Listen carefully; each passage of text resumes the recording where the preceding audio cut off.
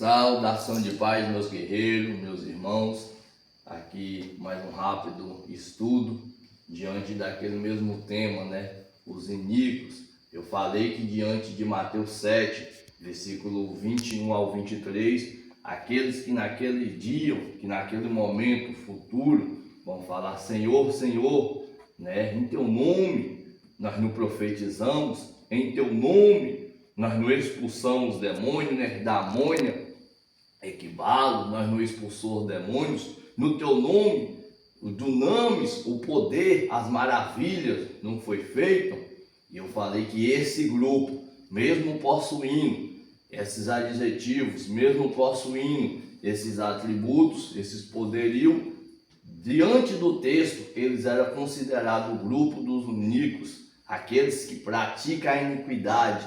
Eu mostrei que os determinados vocábulos gregos lá é aqueles que vão contra a lei de Deus, aqueles que trabalham contra a lei, aqueles que estão se opondo contra a lei do Senhor.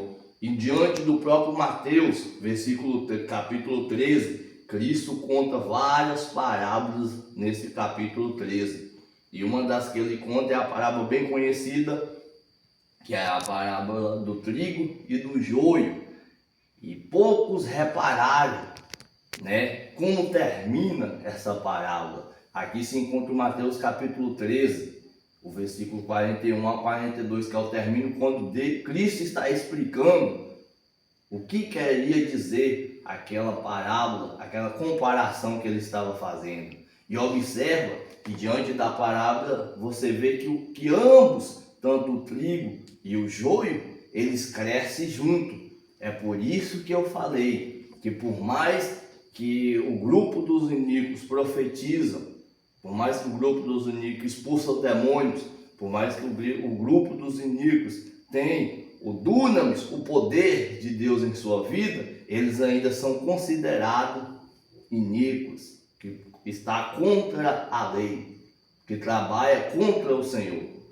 E aqui é um texto que reforça isso mais ainda, mostrando que Cristo fala: apostele ruius tu anthropos angelos autu kai sulexos ectes basileia autu pantata escândala kai tus poiontas teonomia. Aqui é quando Cristo termina dizendo, ele aplica o resumo da parábola e fala que naquele tempo que o Pai mandarão ou enviarão. Eu tenho um vídeo explicando alguns vocábulos, apóstolo, eclesia, presbítero, mostrando esses vocábulos dentro do Antigo Testamento, diante do escrito da Septuaginta. E apóstolo eu mostrei lá que quer dizer embaixador enviado, Aqui está na terceira pessoa ali do singular. Apóstolo, que ele está falando do Pai que vai enviar. Cristo falando do Pai.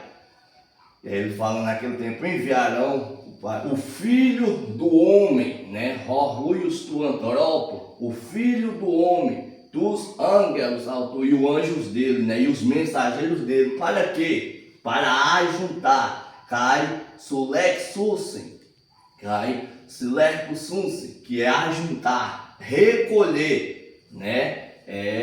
da Basileia, do reino dele, todos. Aqui está determinada a expressão pantatar, escândala, que é todos os que escandalizam. Então observe que o joio, diante dessa parábola, ele está crescendo junto, profetiza, ele expulsa demônio, ele tem o dunamis nele, faz maravilha, faz sinais.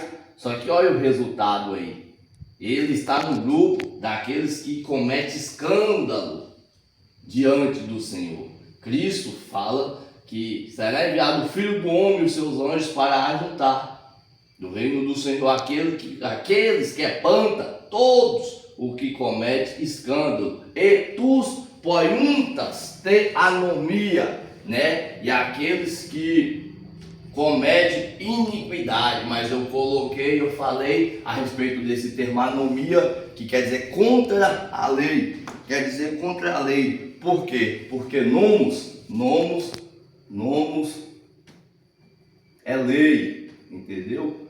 Lei, transgressão, todo aquele que comete a lei, o transgride. Só esse A aqui, esse A, ele está mostrando o contra, o que se opõe. Então é isso que o texto está mostrando. Todos aqueles que escandalizam e todos aqueles que estão contra a lei, todos aqueles que se oposicionam contra a vontade do Senhor.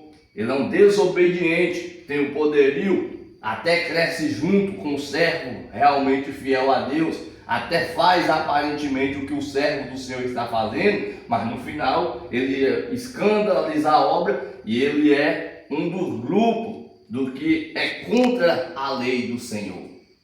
O famoso anomia, que está indo contra a lei, que ele rejeita por dentro em seu coração a obra, a famosa obediência. E isso aqui, para vocês terem ideia, esse vocábulo, poiuntas, ele quer dizer que constrói, o que produz, o que faz nascer dentro de ti. Olha que termo tremendo.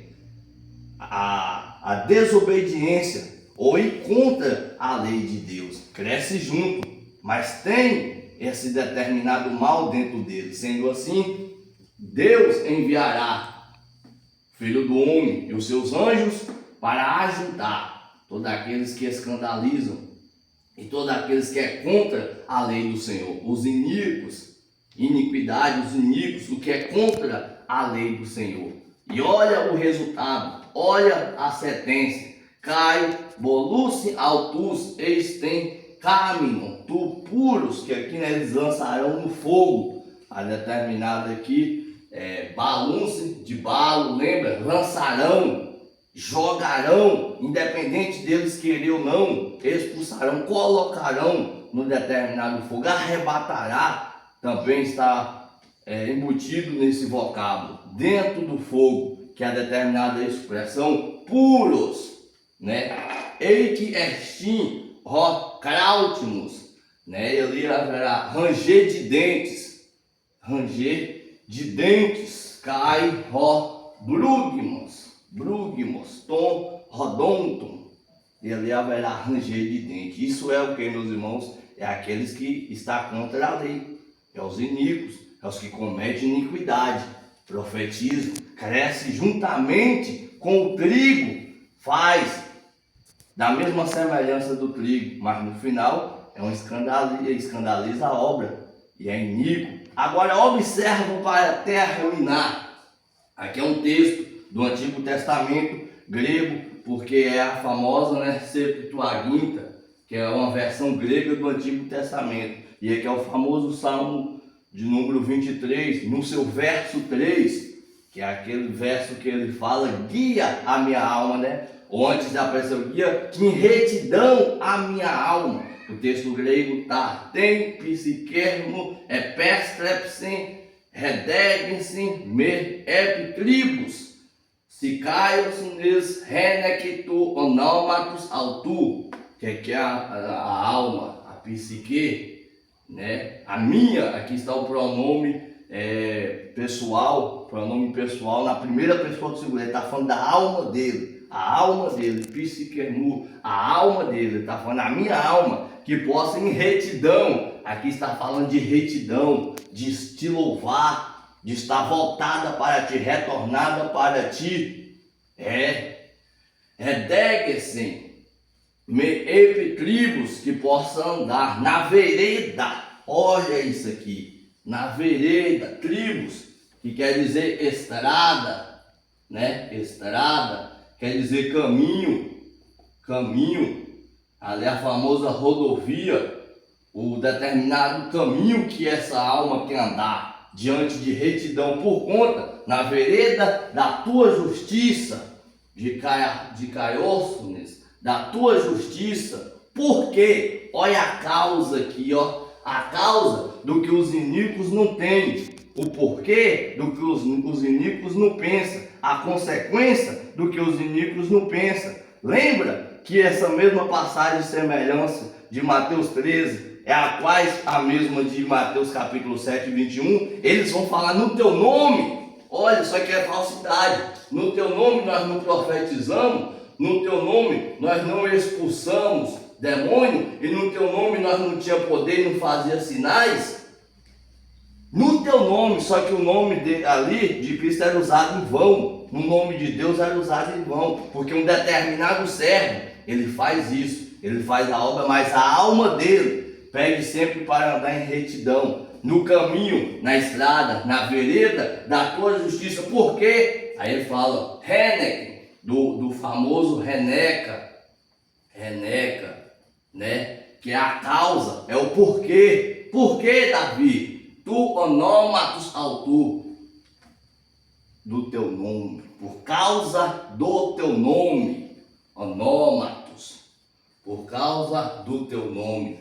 Aqui está a grande razão. Muitos profetizam, muitos falam o nome do Senhor, muitos expulsam o demônio e fazem sinais, mas a causa não está no nome dele.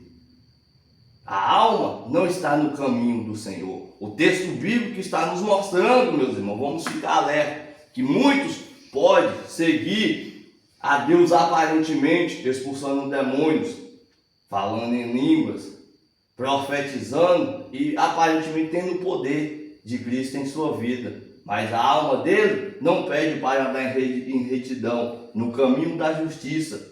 E ele não tem dentro de ti o peso da causa do nome de Cristo. Amém? Que esse rápido estudo possa servir de aprendizado para nós.